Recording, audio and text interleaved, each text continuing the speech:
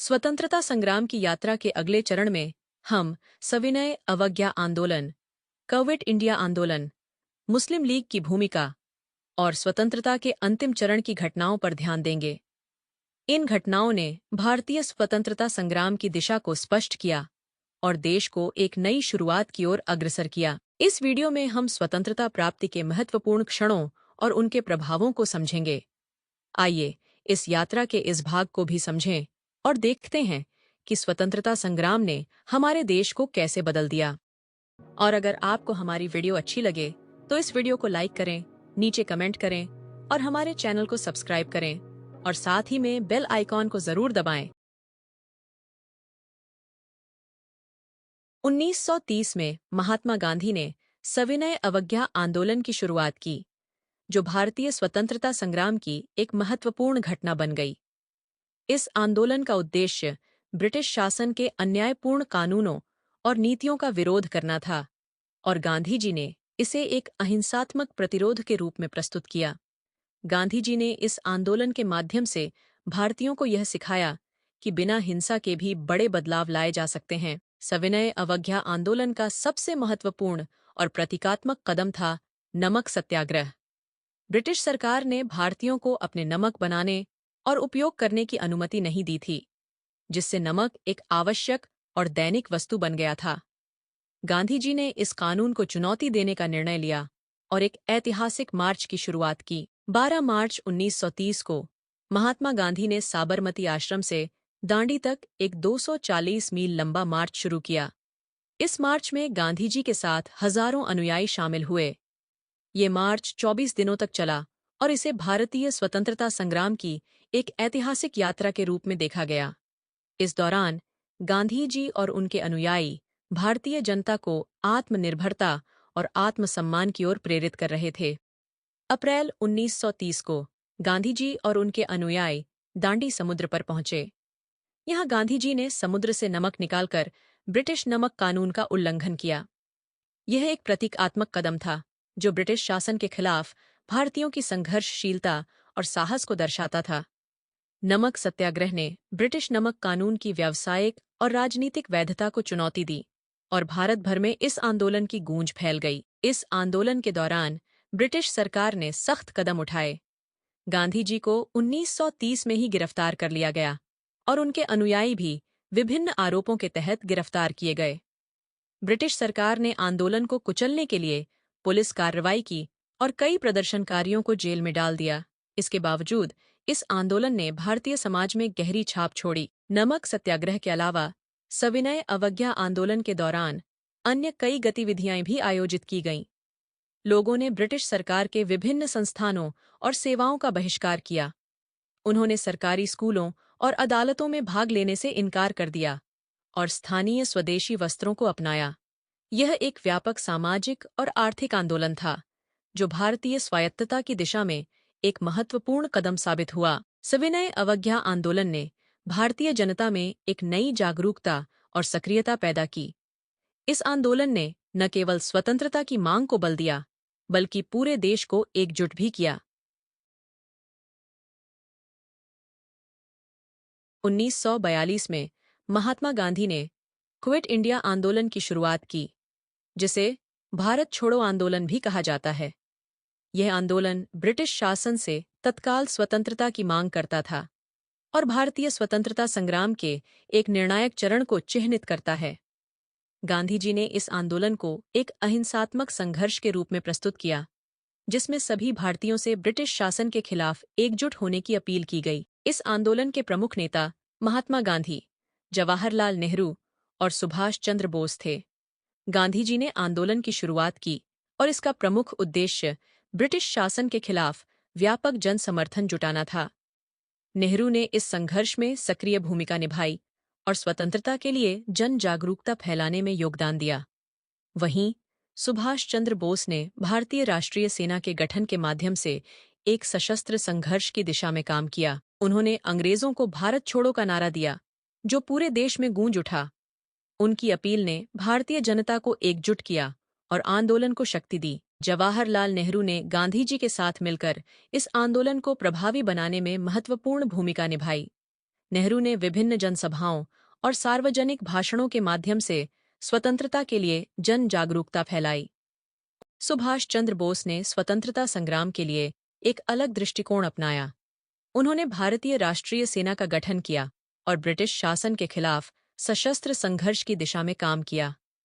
बोस ने विदेशी सहायता प्राप्त करने के प्रयास किए। क्विट इंडिया आंदोलन ने व्यापक जन समर्थन प्राप्त किया और इसके साथ ही विभिन्न विरोध प्रदर्शन, हड़तालें और बहिष्कार की घटनाएं हुईं। हालांकि ब्रिटिश सरकार ने आंदोलन को कुचलने के लिए कठोर कदम उठाए। ब्रिटिश सरकार ने आंदोलन को दबाने के लिए सख्त दमनात्मक उपाय किए। पुलिस ने विरोध प्रदर्शनों पर आक्रमण किया, लोगों को गिरफ्तार किया और सार्वजनिक स्थलों पर कर्फ्यू लगाया। कई प्रमुख नेताओं जैसे गांधी जी और नेहरू को गिरफ्तार कर लिया गया और उनके समर्थकों को भी विभिन्न आरोपों के तहत जेल भेजा गया। हालांकि क्विट इंडिया आंदोलन को दबा दिया गया। इसने भारतीय स्वतंत्रता संग्राम में एक महत्वपूर्ण मोड़ लाया। क्विट इंडिया आंदोलन ने स्वतंत्रता संग्राम में एक नई ऊर्जा और दिशा का संचार किया। यह आंदोलन भारतीय समाज में स्वतंत्रता की आवाज को और भी अधिक मजबूत बनाने में सहायक साबित हुआ। मुस्लिम लीग की स्थापना 1906 में हुई थी। इसकी स्थापना का उद्देश्य मुस्लिम समुदाय के हितों का प्रतिनिधित्व करना और भारतीय राजनीतिक व्यवस्था में उनकी भागीदारी को सुनिश्चित करना था। मुस्लिम लीग के प्रमुख नेता मोहम्मद अली जिन्ना थे। जिन्ना का प्रभावी नेतृत्व इस संगठन की दिशा और विकास को परिभाषित करता है। प्रारंभ में जिन्ना भारतीय राष्ट्रीय कांग्रेस के सदस्य थे और वे भारतीय एकता के पक्षधर थे, लेकिन समय के साथ उन्होंने महसूस किया कि मुस्लिम समुदाय की विशिष्ट राजनीतिक आवश्यकताएं हैं और इस कारण उन्होंने मुस्लिम लीग की ओर ध्यान केंद्रित किया। जिन्ना ने मुस्लिम लीग को एक प्रमुख राजनीतिक ताकत बना दिया और इसके लक्ष्यों को एक स्पष्ट दिशा दी। उनके नेतृत्व में मुस्लिम लीग ने अपने उद्देश्य को मजबूत किया और स्वतंत्र भारत की राजनीतिक दिशा को प्रभावित किया। मुस्लिम लीग की गतिविधियां भारतीय राजनीति में एक महत्वपूर्ण बदलाव लाई। 1940 में मुस्लिम लीग ने लाहौर प्रस्ताव पेश किया, जिसमें पाकिस्तान की मांग की गई। इस प्रस्ताव ने भारतीय उपमहाद्वीप में एक अलग मुस्लिम राष्ट्र की दिशा में इशारा किया।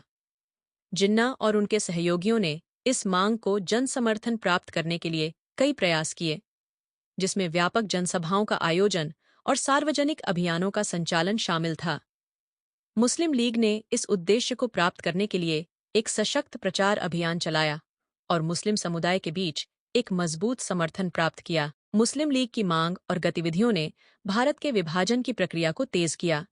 1947 में ब्रिटिश सरकार ने भारत को विभाजित कर 2 स्वतंत्र देशों में बदलने का निर्णय लिया, भारत और पाकिस्तान।